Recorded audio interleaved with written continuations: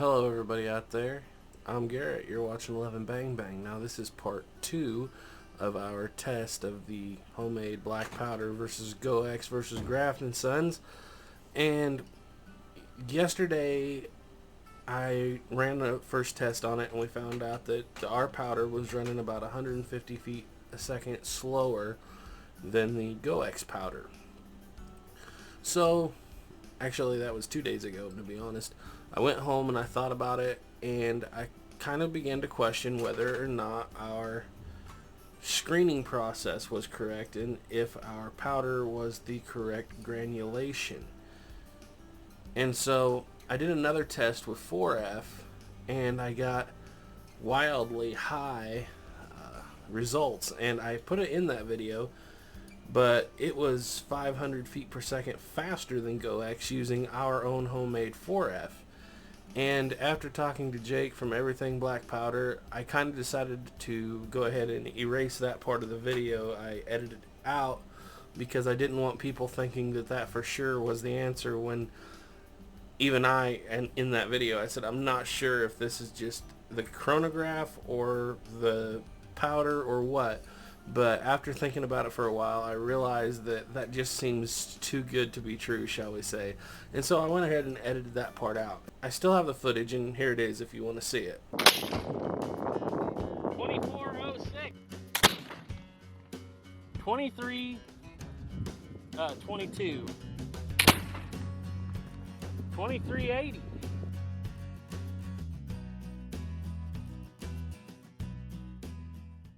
Could be several things. I discovered it could be the position of the sun on the chronograph. Some people claim that wind rattling the visors on the top of the chronograph can cause it to have higher velocities than it should. But at the same time, I also shot some 1F and it brought it back down to a 1600 feet per second range, and so I don't know what's going on there. I didn't feel comfortable leaving that in the video after I thought about it, so I took it out. So I went back to the drawing board because after discussing this with Jake for quite a considerable amount of time last night, Jake from Everything Black Powder, we kind of came to the conclusion that with my 12-ton press and making 3-inch pucks, I'm probably not getting enough compression. Because according to him, from 40 grains of volume, if you've got the right compression on your powder, you should have 40 grains of weight. Well, I did go ahead and measure it, and what I found out was I had 35 grains of weight. So obviously I'm not getting enough compression. That's all the compression I can get out of my little 12-ton press. So I decided to go out and try some powder that has been recompressed 3 times at this point. It's the very tail end of the powder I've been making for the last few weeks, and so I'm gonna compress it again, glaze it. You know, it's 3 times compressed, and after I glaze it all night, come back and see if it's closer in weight to volume, and let's see if we can get a little better compression by doing it 3 times in a row. Okay, so this is my powder room setup, and I just kind of want to talk about what's been going on here because we got a lot of comments here and I really want to lay into this a little bit. By the way, I do need to sweep in here. I know it looks flammable, but every time I come in here and I get done making powder, I go ahead and I sweep. I just haven't done it this time. That's what that little broom up there is for. But anyway, so a couple things have changed. I make on this setup, I will make around 8 pounds of powder per week. Now, just so you know, legally you can only have 50 pounds of powder, and I don't make more than that. Just gonna kind of show you how this setup works. I got this this treadmill here, and there's nothing in the ball mill right now other than the media, and it'll run down to that. I'll kick it up to 7, and I will actually let this run for 12 hours. I'll turn it on, fill it up, get a mix going in the morning, and then in the evening I'll change it, and then I'll change it the next morning, and I can make 8 pounds of powder a week that way pretty easily. I could actually make a little bit more because I'm doing 200 gram batches in there, but around 8 pounds is about all I do because Sundays I sometimes don't run it. But When I get done, I will have this, and this all full of loose powder. Now, mind you, it's not pucked, it's not corned, it's not granulated, anything. It's just sitting there. And on Sundays, what we'll do is we will grind the last week's pucks up in the morning. Here I have my grinder right there. Have a set of plates and everything over there. And then after that, we will spend 4 to 5 hours sometimes, depending on if we got the full 8 pounds or not, over here on our 12-ton press making the pucks. And here's where we might be running into an issue. This thing runs non-stop for hours every Sunday, way more than most jacks, and I think it's starting to get weak. It was only 12 tons to start with. The stand itself is not very stout, as you can see. We bent the bottom deal when we first started, so I got some heavier channel there to use. And we have this pucking die, as it's called here, and has a name on it. It's Woody's Tool, or Pyro Tool Source, woodysrocks.com. And the thing about it is you can make 3 pucks in there. You could technically make 4, but the trouble is they're pretty wide, and I don't think our little 12-ton jack is getting the job done, especially not now, because I think it's starting to weaken. It might need some fluid. It's leaking just a little bit. And so I don't know that we're consistently getting the pressure we need, especially when we pile 3 pucks into this thing and then push with only a 12-ton jack. So when I go to see how dense my powder is, according to Jake from Everything Black Powder, I should be able to take a volume of 40 grains, dump it onto a scale, and get basically 40 grains of weight. I'm not getting that right now. I'm getting around 35. And so that means that most of my power issue is probably coming from not getting enough compression on these big pucks. So either I'm going to have to slow down the whole process and make 1 puck at a time, or I'm going to have to get a bigger press, which I might have to do anyway. A 40-ton hydraulic press would be pretty sweet for this job, because this little setup, like I said, takes 4 or 5 hours to get 8 pounds pressed into pucks. And then after I get done with that, of course, we're going to put the pucks over here. I run this fan right here because I like to keep this motor as cool as I can, especially in the summertime. You don't want it running hot. It's just something I want to do. And then I will put the pucks back in here and let the fan blow on them and make them dry quicker. Now here's where I really have some issues. This is my 2F screen.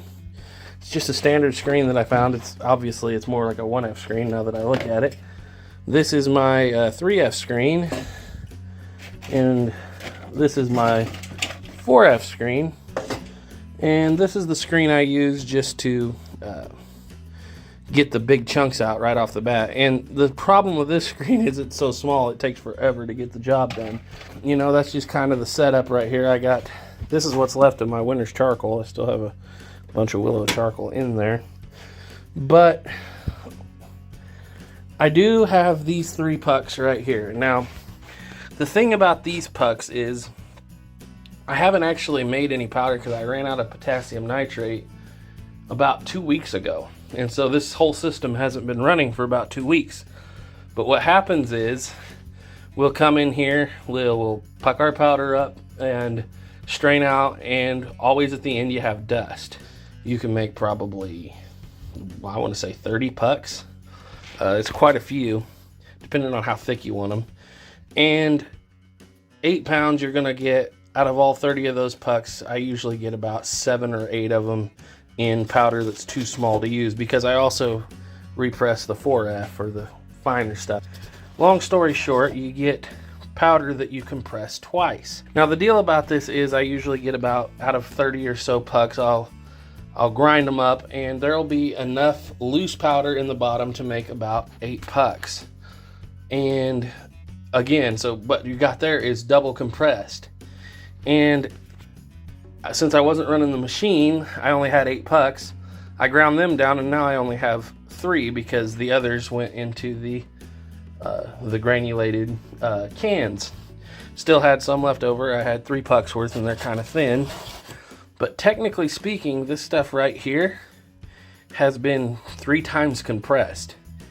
And so I'm going to kind of set it aside as its own little test batch and I am going to attempt to grind it. It's been actually only been sitting for about 4 days, but it's probably plenty dry, and I'm going to attempt to grind this up and see if it meets the standards by being compressed 3 times, that it actually weighs the amount that it should weigh. We're going to see how well that works. Okay, so there's those 3 pucks ground up, and as you can see, it makes a decent amount of volume. But let's screen this out and see how much of this is usable and how much of it we're going to have to repuck. Alright, so this is what we wind up with. This is what I'd call the musket powder, or 2 or 1F, seeing as my screens aren't that great, but it does work pretty good for musket powder. It's about the size of 1F. This is about the size of 2F, and this is about the size of 3F. Now, the 3F is slightly smaller than some other 3F. It's between a 3 and a 4, but that's kind of what I was using earlier. It was getting a little erratic though. So before I was calling this basically 2F, 3F, and 4F, like that. But obviously after looking at it a little closer, they are quite a bit larger in granulation than standard F ratings. Now over here, this is what I have left over. It was actually quite a little bit this time, but I did have my grinder pinched down a little tight, I think. But there's about enough there for 2 pucks.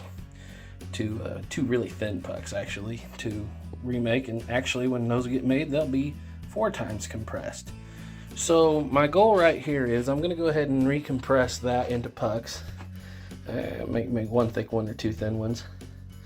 And then I'm going to go ahead and take this stuff right here, and I'm going to see that since it's been compressed so many times and not dumped in with anything that's only been compressed once, I'm going to take and see if I can get the same weight ratio out of it as the volume. Alright, so there's the last puck, and it's quite a bit thinner than those words before this one. And I did break it getting it out of there, which might also be a sign that I'm still not getting enough compression. But what I'm going to go ahead and do is I'm going to take this powder and I'm going to throw it in the ball mill without the media, and I'm going to let it glaze overnight. And then tomorrow we'll run some tests on this little control batch and see what we got. Okay guys, it is 5 o'clock in the AM and this stuff's been glazing for right at about 6 hours. I put it on around 11. Generally I'd let this go for about maybe twice as long, but to be honest, getting ready for harvest, got a lot to do today, and so I really gotta get this test done early if I'm gonna get it done at all. So yeah, so by the way, that powder has ran 2.8 miles. Let's see what we got. Okay, so here's what we wind up with. I didn't reglaze the musket powder or the 1F. I just did the 3F and the 4F. And so what happened here is after I screened it again, this is our 3F, this is our 4F, and this is our powder. And like I said, bear in mind these granules are quite a bit bigger than what you would see in most normal powders. But anyway, so that's what we wind up with out of those 3 pucks. This can be repucked again. I got that puck sitting right there. So that's what we got. So glazed for 6 hours. We're going to go run a test on this stuff and see what happens as soon as the sun gets up enough to run a chronograph. Okay guys, as you can see there, 40 grains. We are flush with the top. Yesterday this weighed 35 grains. So let's see what we got today.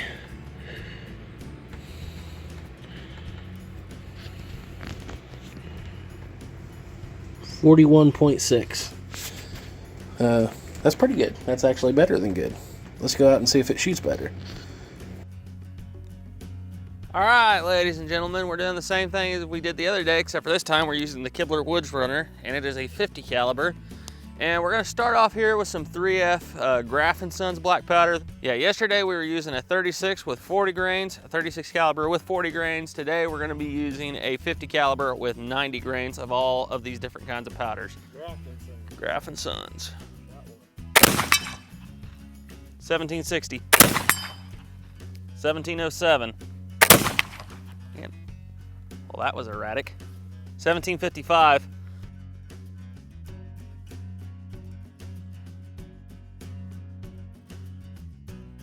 Okay guys, this is what I'm zeroed with. This is some of our homemade 3F here, 90 grains of this stuff. So this stuff's one compressed with a 12-ton press and it's non-glazed. So let's see what we get out of this.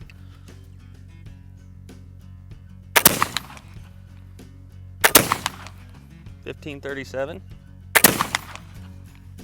$15.68.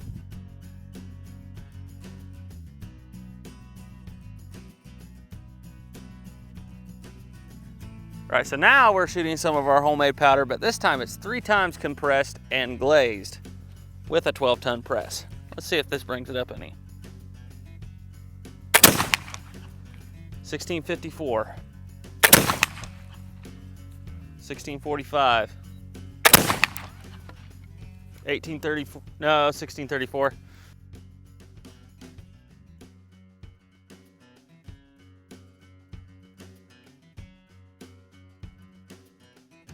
Okay, so obviously the Grafton Sun was quite a bit speedier, but there's one thing I want to point out here.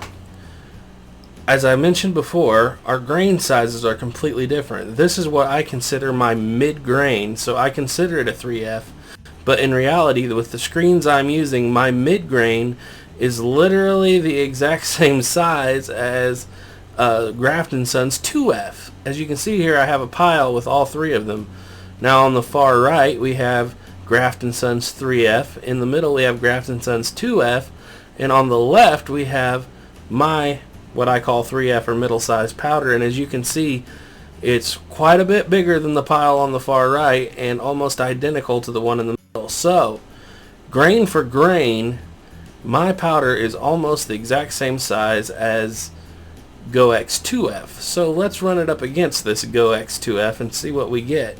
We're gonna do something a little different here, guys. We're gonna use some of this Grafton Sun's 2F, and this is actually closer in size to our homemade 3F. So this actually might be a little bit more fair. 1613, 1590, 1638.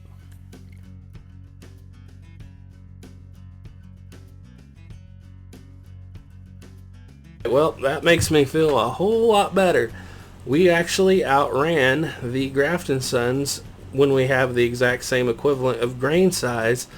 And if you remember our video from yesterday, which I will link to right up here, when it was 3F we were testing, GOEX was only about 10 feet per second on average faster than Grafton Suns. And if that holds true for 2F, which I didn't have any GOEX 2F out there to test with me, that'll be a video for another day, that means that we are running neck and neck with GOEX right now. And we're still cleaner than GOEX. So I'm pretty happy with that. But that also tells me that I can do a lot better. I actually, when I think about it, have access to a 60-ton electric over hydraulic press. And I may go in and try to use that in the upcoming weeks after we get done with harvest and attempt to see if with using an extreme amount of pressure I can get my powder up to where Everything Black Powder's channel, his powder is, which is faster than Swiss. And I think I can do it too. I think the ingredients are right. I think everything else I've got going is right. I just need more pressure. And the other thing I'm going to need to do is hunt around for some screens, because obviously grain size is making a huge difference here. What is the absolute positives of doing this altogether? Well, it turns out that when I'm doing it like this, minus my time, I can make all of this powder for roughly $4 a pound. That's not too bad, considering that right now I believe that Grafton Sun powder is $22 a pound and Swiss is upwards of $30. Now remember, when you order that, you're going to have to pay a hazmat fee, which is going to add at least $12. Now you can kind of negotiate away from that hazmat fee by ordering quite a few cans, but even then you have shipping. So in reality, when you're looking at this, you're looking at your Grafton Sun's going to be around $30, and your Swiss is going to be actually around $40 all said and done. I want to point out that since last July, I have made 70 pounds of powder. Now, like I said, you can only keep 50 legally at the same time in your home or wherever you're going to keep it at. But I didn't have all that at one time because I actually only have 20 pounds of powder behind me right now on the shelf. And that is because we shot 50 pounds of powder last winter. And people will say, how in the world did you shoot that much powder? Well, it's me, my brother Caleb, Ethan, Noah, my uncle Brendan, my nephew Jacob, my nephew Martin, my nephew Thomas. There's just a huge amount of us around here that shoot this black powder, and really nobody shoots anything smaller than a 50 besides me and my 36. And so, yeah, we can burn a pound a week easily, very easily, and sometimes more. Made 70 pounds at $4 a pound. If I was even just doing Grafton Sons, and with the hazmat fee and the shipping and everything, it comes out to around $30 a pound, which it may be a little less or a little more, I don't know. But it's going to be close to that. That would mean that I would have spent $2,100 on Graf and Son Alone's powder. So just with this last fall, winter, and early spring, I have saved myself over $1,820 making this stuff myself. And it's cleaner. So yeah, that's a really good reason to be doing this with that powder.